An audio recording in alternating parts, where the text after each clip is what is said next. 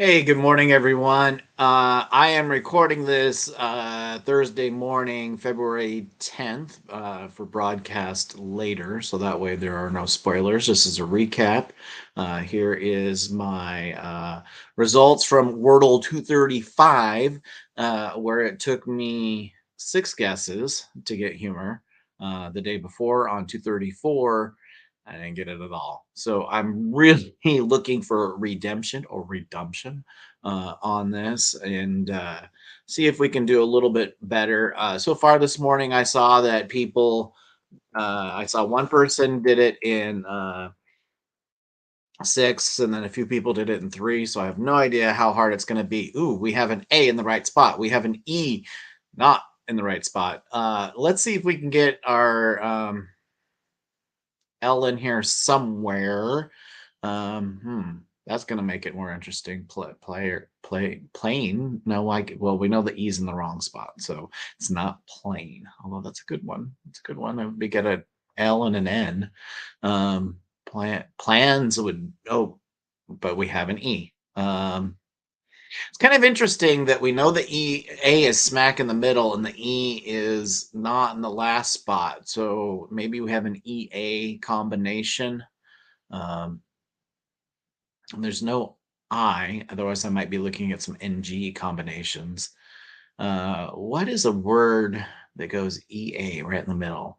Uh, teal. Well, there is a T, but then I would have an E at the end, right? Because there's teal like TAL, and then there's like something that's TALE. What the difference is, I don't remember. Some of you might be wondering, like, "Hey, Stephen, is that a severed head over your behind your head?" That is not irrelevant to solving this puzzle. Um, so heals,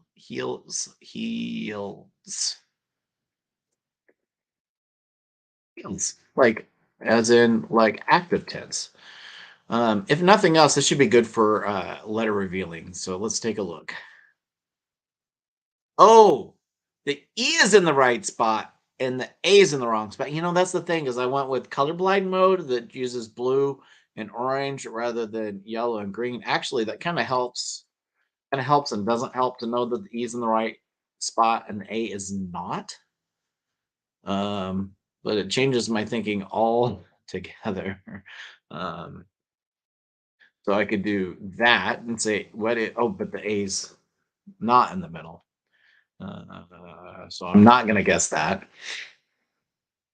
Um, hmm. Well, if we put it, seems unlikely it's in the fourth position, so that means it's probably in the first or second position. Um, what? Well, it's not alive because there's no I. I really want to get an L in here somewhere. A L. Um, hmm, uh, ONE, then that would give us a chance. That would tell us one position of the letter A, probably. Two, if we have an L or an N. And three, you get to check another vowel. So I'm going to check alone. Well, we know that A is not in the right position, so it's probably in the second one. We've also eliminated L and N, which, when you eliminate common letters, is that a good thing or a bad thing? At times it's a good thing. Um, So I am going to try to keep my focus on having A in the second position now. But what does that mean? Um, Letters that I haven't looked at. The letters that's been burning me a lot the last few days is the letter M. I have a feeling that there's not going to be an M 3 days in a row, but might. Um, what would be a word that started M-A blank blank E? That ending in the E, that's just, that tells you that, perhaps we have a hard vowel in the middle, but we know it's not A and we know it's not I or O. So usually there's not Y blank E. There could be U blank E. Um, so I hate to say this, one word that fits that we would get to find out if there's an M and if there is a U is Mauve. Oh my gosh. I'd be hilarious if this is mauve. Mauve. It is not mauve, but we now know the second, third, and fifth letter, which is also the position that I started in on Wordle 234. I got that on the very first guess, and that's what I also had on the very last guess as I failed. So, what are words that have blank AU blank E that do not have a V? So there goes suave. They do not have a T, an R, an L, an N. So now I'm looking to see what other. I'm kind of like maybe if I figure out what that last one is, that might clue me in. I'm trying to remember how gauze is spelled. I actually think gauge might be spelled that way. Gauge. Is that right? I'm tempted to guess that.